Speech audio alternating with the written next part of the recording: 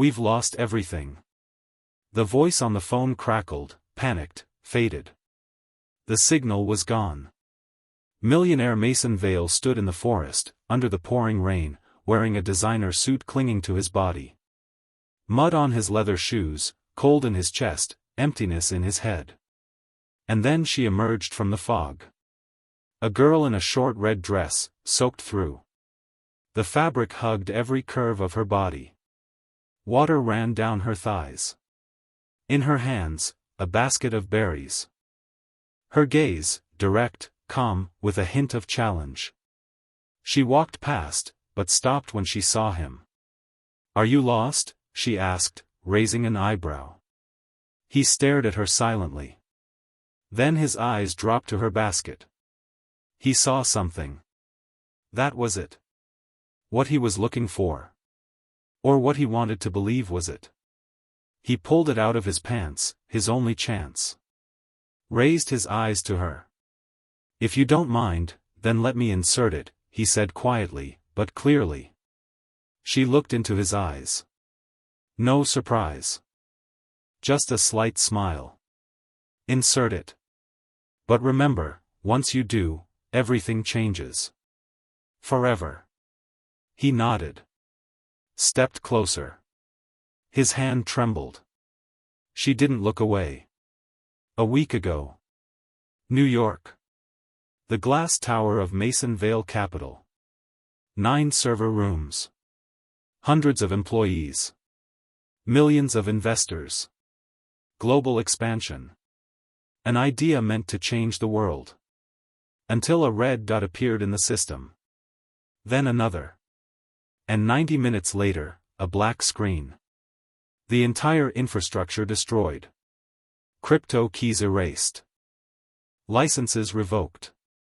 Hackers? Betrayal from within? No one knew. Neither did he. Media screamed, "Collapse of the century, the king has burned." He had one option left: disappear. He got in the car and drove. No map. No plan. Nothing. 2 days later, he was in the forest. Alone. Forgotten. Broken. She wasn't running. She had lived in this forest for a long time. A recluse. No one knew her real name. In the village, they called her Lyra. They said she was a little witch. But mostly, she was silence. No networks. No likes. Just berries, jams, and peace. She stepped out of the forest with her basket when the rain had just started. She didn't expect to see anyone. Especially not him. Soaked, lost, handsome. With the eyes of a man who had lost everything, except his last hope. And in her, he saw the answer. Lyra didn't flinch when he stepped closer. Her fingers gently lifted the basket between them. He looked down, confused, searching. She tilted the basket, just slightly, revealing something metallic under the berries. Familiar shape. Obsolete. Impossible. It was the exact port. His hands moved before his brain did. He reached into his soaked blazer, pulled out the tiny encrypted drive, black, matte, custom-built, untraceable. His last copy. Every plan, code, access key. Destroyed in the breach, except this. She didn't ask what it was. He didn't explain. She only said, "You sure it's not corrupted?" He paused. "I am." Without another word, he inserted it. Nothing happened. For a moment, they both stood frozen. Then her phone, not a smartphone, but a clunky satellite relic, buzzed once. A green light blinked. Static crackled. Mason stared, stunned. "You have signal," he breathed. "I don't," she said, "but the drive does." She turned, started walking without waiting. He followed. 10 minutes later, inside her cabin, minimalist, off-grid, walls lined with jars, dried herbs, tools, and one dusty laptop covered in stickers from another era. She pulled it from a drawer, powered it on with a solar battery pack, plugged in the drive. Mason watched, heart hammering. On the screen, boot sequence. Encryption keys spinning. Access point detected, phantom relay node. His hands shook. That node shouldn't exist. It was his backup to the backup, buried in old hardware, written off, forgotten. No one else knew it was real. You just saved my entire life, he whispered. Lyra didn't turn. No. I just showed up. Outside, thunder rumbled again. In the distance, 3 black SUVs turned off the main road onto a dirt trail. They were coming. Mason's pulse spiked. Someone's tracking the drive. Lyra calmly closed the laptop, ejected the device, and slipped it into her boot. You know how to run? She asked. Run where? He blinked. She grabbed a raincoat, tossed him a second one, pulled a lever under the sink. A trapdoor. Does it matter? While they crawled through a tight tunnel lined with roots and mud, Mason's thoughts spiraled. How did she have the port? Why did she know the node? Who was she? And why was his drive blinking green instead of red? When they emerged half a mile east, deep in the ravine, Lyra finally turned to him. There's something I didn't tell you, she said. He narrowed his eyes. She leaned in. You're not the only one they're hunting. And with that, she pulled a knife out of her boot, flipped it to the handle, and handed it to him.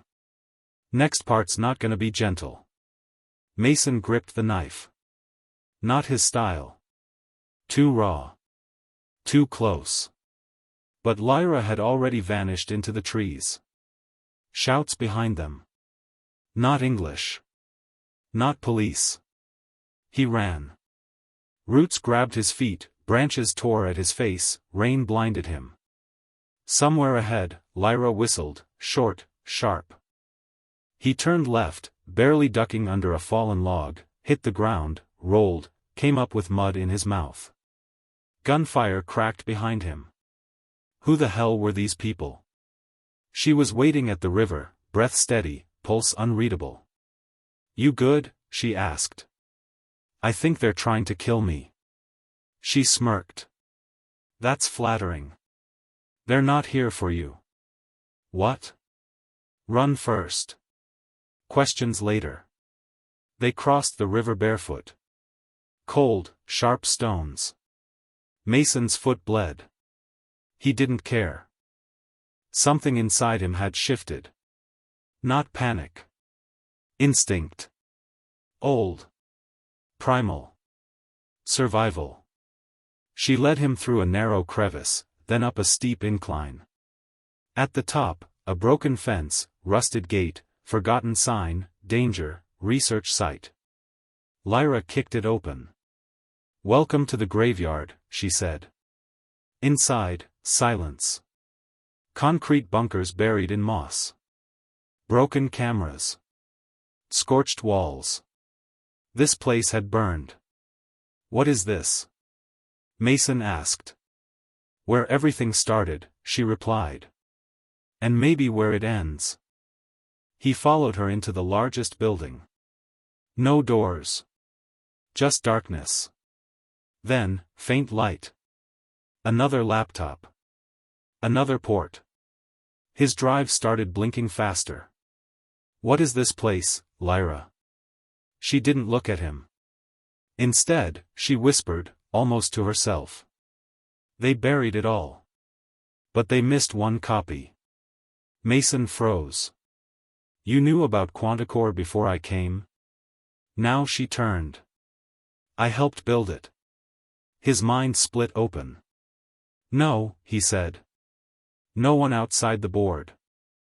I wasn't on the board, she cut him off. I was in the basement. You never saw us. But we saw everything. Suddenly, the drive made a sound, a high-pitched click. Lyra's eyes widened. She snatched it, slammed it into the port. No. Mason reached out, too late. The screen lit up. A countdown. 0:29. 0:28. What is this? She whispered. Either freedom, or extinction. 0:27. 0:26. Mason lunged for the drive, but Lyra slapped his hand away with precision that screamed training. What did you just trigger? He growled. Her face, calm. Too calm. Backup protocol, she said. Built it myself. Years ago. You built this? Then shut it down. I can't. 0:21. A low hum began to vibrate through the floor. Concrete dust fell from above. Mason spun around, one wall began to shift. It wasn't a wall at all. It was a door. Reinforced. Opening. Behind it, a cold chamber. A capsule. Cables, ice vapor, pulsing blue light. And inside, something. Or someone. He stepped back. What the F*** is that? She didn't answer. Instead, she walked straight into the chamber, stood before the capsule, placed her palm on the glass. Protocol 7 initiated, a voice said from nowhere. The drive's blinking accelerated. Mason's instincts screamed, run. Now. But his feet wouldn't move. The bunker shook. Dust turned to falling debris. 0:12. Lyra, what the hell is Protocol 7? She finally turned, and her voice dropped. It's the part you never approved. The line you said we'd never cross. Mason's throat dried. I never worked with you. I didn't know you existed. That's exactly how we designed it. 0:08. Outside, tires screeched. Doors slammed. Voices. Military tone. Too many boots. Lyra's eyes narrowed. They found us faster than I thought. You said they weren't here for me. They weren't. Until now. 0:04. She grabbed his hand, shoved the drive into his palm. Get to the trees. Do not stop. Do not look back. I'm not leaving without answers. You don't want them. Try me. 0:02. She stepped close, face inches from his. Then remember this, you created the monster. I just gave it a heart. She shoved him toward the tunnel. 0:01. He ran. Behind him, silence. Then a sound no human should ever hear. Not fire. Not explosion. Something deeper. A tearing. The earth shuddered. The bunker disappeared. Mason stumbled into the woods, ears ringing, blood on his shirt. Trees blurred. His mind fractured. Was she dead? Was she ever real? What was that thing in the capsule? But no time. A chopper roared overhead. Lights scanned the forest. Voices again. Now they were calling his name. They weren't hunting someone else anymore. Now they were hunting him. Branches whipped his face. Blood mixed with rain. Mason ran like the forest was on fire. Maybe it was.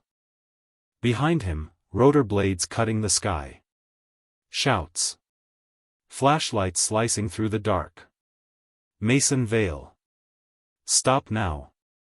They knew his name. That was new. He dove into the underbrush, heart slamming, lungs burning. Every instinct screamed, erase the drive. But his grip only tightened. Lyra's voice echoed, get to the trees. Don't look back. He didn't. A shot cracked. Too close. Bark exploded near his head. He slid down a muddy incline, landed hard, rolled, came up gasping. The drive dug into his ribs. Still blinking. Still active. He crawled through roots, found a hollow log, and forced himself inside. Breath shallow. Silent. Watching. Boots passed. 5 of them. Tactical gear. Not cops. Not military. Private. Trained. Deadly. One paused. Looked around. Mason held his breath. Then, a second voice in his ear. "You're breathing too loud." He jerked. A hand covered his mouth. Lyra. Still alive. Still unreal. She whispered, "I told you not to look back." He stared. What was that bunker? What did I see?" "Shoo," she snapped. "You'll get us both killed." Too late. Not yet. She pulled him out of the log, fast, rough, efficient. Her hands were scratched. Her face, calmer than his. "We don't have long. We need to switch locations." "Where?" She didn't answer. Instead, she took the drive from his hand. Looked at the blinking. "Still live. Good. What's on it?" Her eyes flicked up. "You don't remember?" "Remember what?" She didn't blink. "Then they really did wipe you." He stopped moving. "What do you mean wipe me?" Lyra didn't slow down. "I thought you were just playing dumb. But no. It's real. You don't remember the tests. The approvals. The simulations. The vault." "What vault?" She turned, grabbed his collar, pulled him close. "Quanticore wasn't your idea. You were just the face. The pretty distraction. The rest of us, we built it. And we buried it. Because what's inside that drive?" She leaned in. "Is not from here." Before he could reply, the forest lit up. Floodlights. They were surrounded. Lyra looked up. "No more time." She kissed him. Fast. Like a trigger. Then whispered. "If they catch us, don't speak. Don't blink. Don't trust the voice that sounds like your own." The light hit his eyes, white, blinding, without shadow. Mason's hands flew up before his brain could form the fear. A voice thundered behind him, but he couldn't hear the words, only his own breathing, ragged, heavy, as if his lungs had forgotten how to work. Someone dragged him forward. Someone silently grabbed Lyra. No faces, only black masks, smooth, mute, featureless. Metal hands, precise movements. No unnecessary touch. Not a single word. They were thrown into the van. Door, click, darkness. Smooth walls, silence. Then a voice. Steady. Clear. His own. "Mason. Do you know where you are?" His heart stopped. Everything inside him knotted into ice.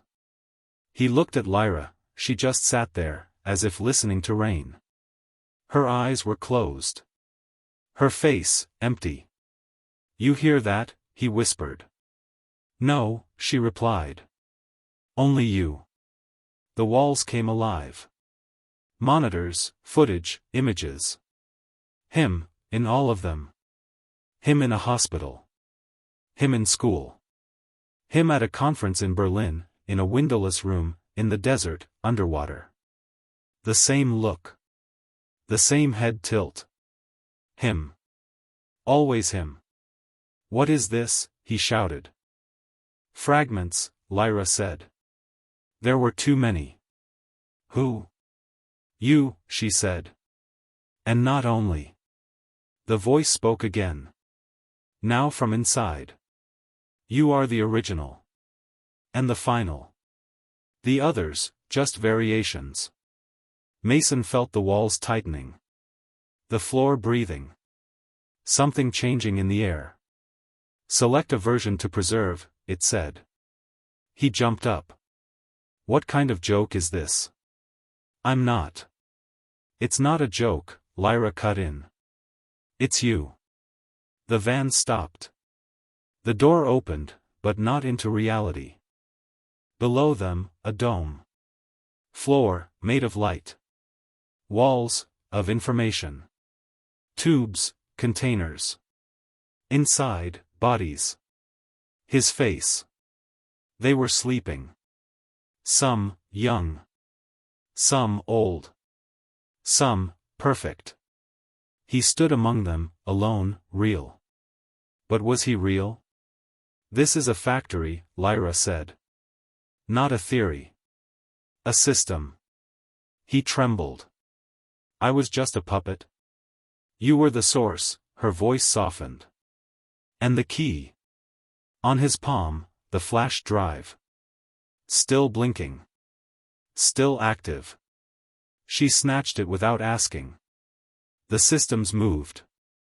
Floodlights, an explosion of light. Sound, like a roar. Deep. Alive. Lyra ran to the panel.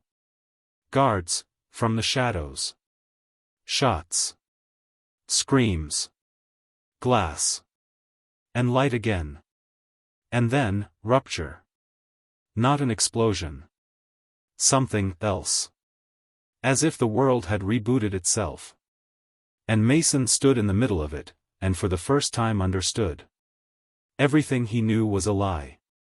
And worse, maybe it was his lie. He didn't know how long he stood there, surrounded by still copies of himself, while the walls bled red light and the alarms twisted into screams. Something had been unleashed. Not seen. Not physical. But present. Like gravity, pulling everything inward. Including him. Lyra shouted something. He couldn't hear. He saw her shove the flash drive into a new console, one he hadn't noticed before. A hidden panel beneath the central core. Wires pulsed like veins. She slammed a button. The copies began to move. Not wake, move. Some turned their heads. Others opened their mouths. But their eyes were empty. He staggered back. No. No, no, no, this isn't real. It is now, Lyra yelled, running toward him. They activated the hive. Hive? You thought Quanticore was software?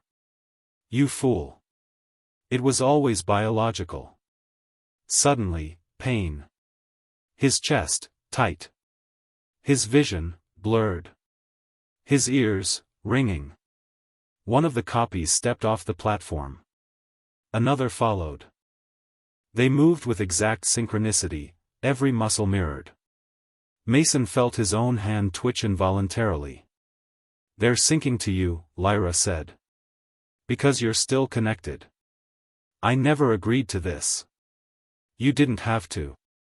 You were built for it. 3 steps away. The copies closed in. Lyra pulled a detonator from her coat. Small. Rusty. Ancient. Do you trust me? She asked. He didn't answer. She pressed the button. Nothing happened. She frowned. Looked at the detonator. Looked at the blinking red light. Then she looked at him. They've overridden everything. More copies stepped off the platforms. 20. 30. Moving in slow, perfect lines. I'm going to ask you one last time, she said. Do you remember the lake? He blinked. What? The lake, Mason.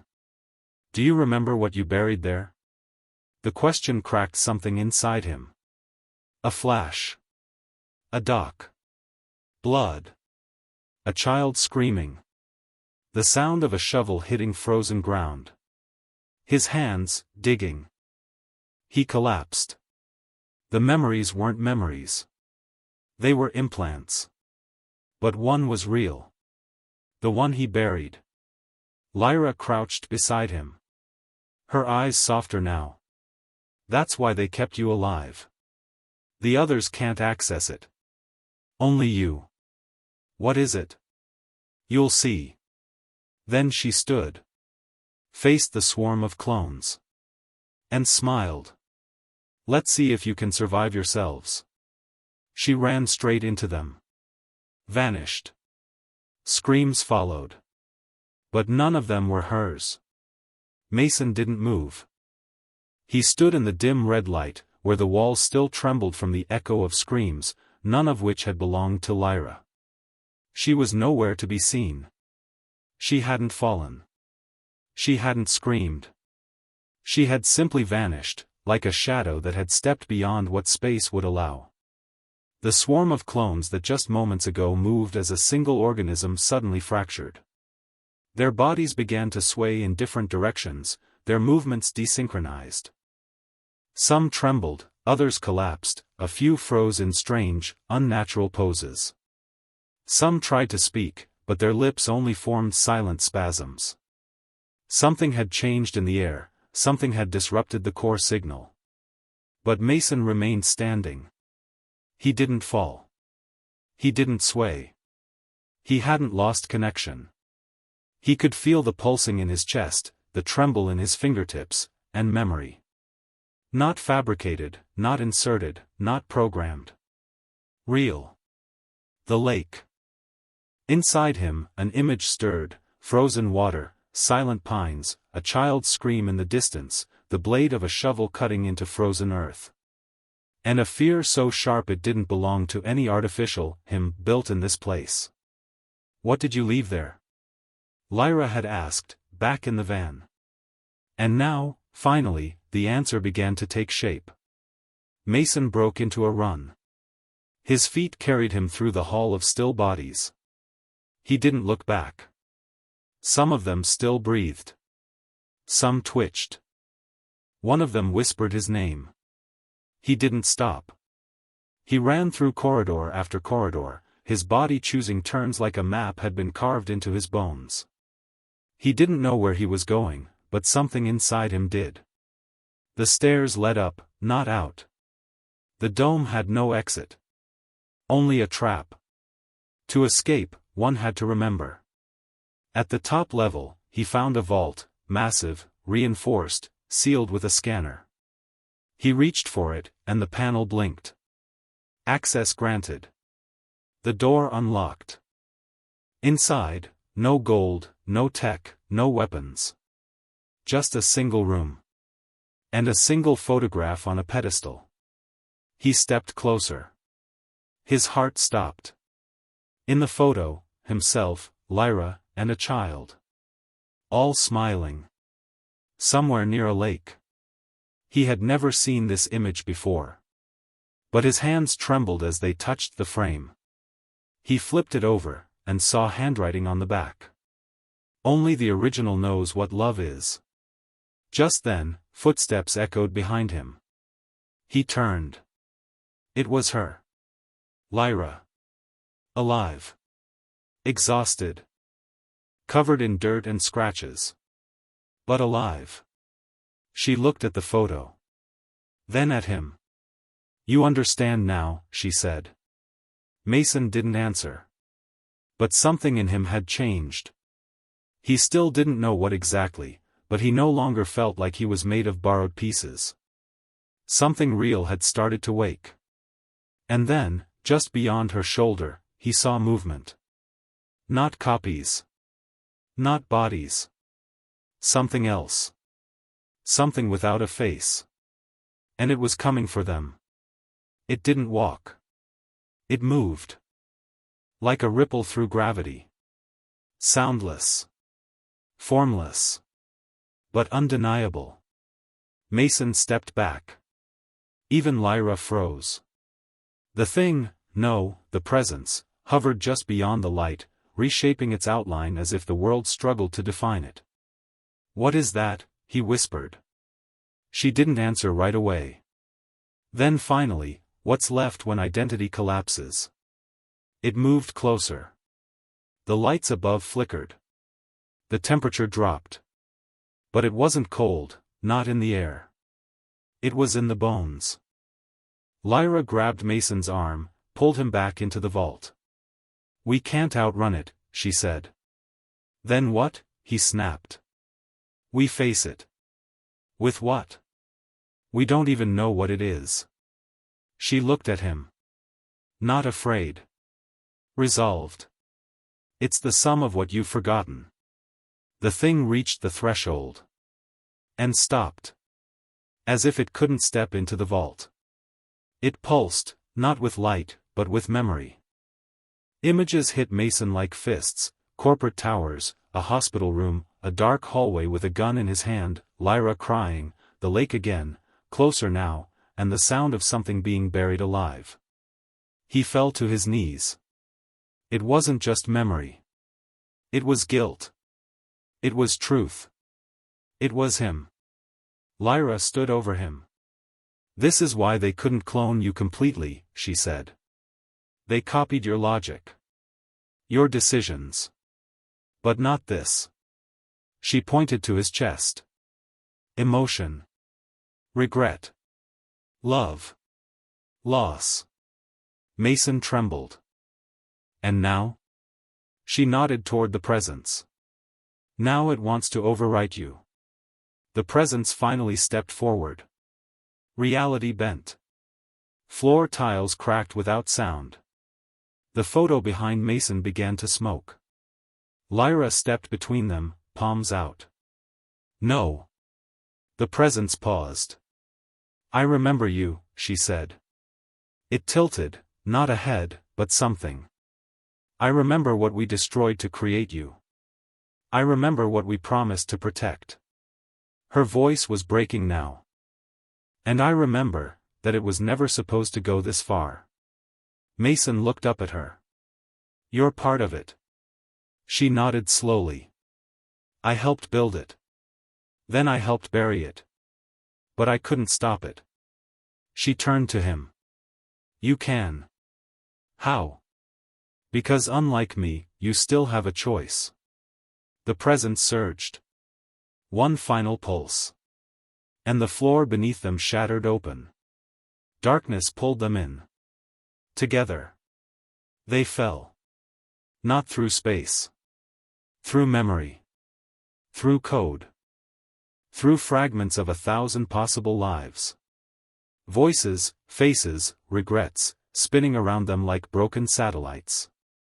Mason held on to Lyra's hand, but she was fading. Not dying. Dismantling. Pixel by pixel. "No," he screamed, pulling her closer.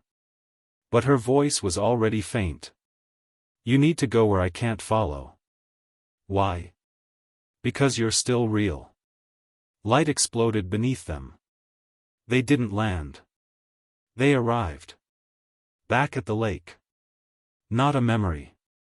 Not a simulation. Cold wind. Pine trees. Silence. And the mound of disturbed earth. He walked to it, shaking. His hands dug without hesitation. Fingers in dirt. Then frost. Then, cloth. And then. A box. Smooth. Metal.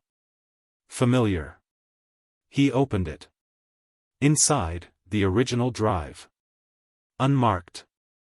Untouched. Waiting. A voice behind him. His voice. The presence. But clearer now. Human. "You buried your conscience here." Mason turned. And saw himself. But older. Not cloned. Not printed. A version of him who had survived the path he never chose. "You abandoned it," the older Mason said. "Because you wanted control more than truth." "I didn't know," Mason whispered. "You did. That's why you buried it." Silence. Then a question. From the presence. "Do you want it back? The real drive. The truth. The pain. The memory. The part of him that was erased so he could lead, dominate, build empires without doubt. He looked at Lyra, still flickering at the edge of existence. He looked at the sky, tearing open. He looked inside himself, and remembered the child, the lake, the fear, the failure, the love. And said, yes. He took the drive. Inserted it into the port on his wrist. The upload began. And with it, everything returned. The real past. The real pain. The real love. And something else. Freedom. Not from the system. But from its need to define him. The world around him shifted. The copies vanished. The presence disintegrated. Lyra solidified. She fell to her knees beside him, gasping. You did it, she said. Mason looked at the lake. Then at her. No, he whispered. We did. In the distance, the towers of Quanticore flickered, then collapsed like shadows in sunlight. And for the first time in his life, Mason Vale stood not as a clone, not as a construct, not as a billionaire, a leader, or a product. But simply himself.